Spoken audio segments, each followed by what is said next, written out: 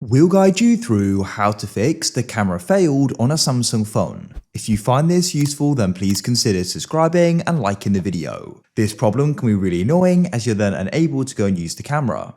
So to go and get started, we need to go and open up the settings app like so. You need to go and scroll down and go and find the option for apps just here.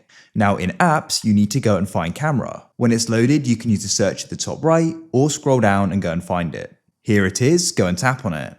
You want to press force stop in the bottom right and confirm your decision. Now you can scroll down and find storage, and we're going to go and press clear cache and then also clear data like so. Confirm your decision here and press delete. Now you can go and try using the camera again after you've done that, and hopefully it will work. If it still doesn't, then what you can try doing is performing a restart. So hold down the side button on your device like so, press restart and confirm your decision by pressing restart again.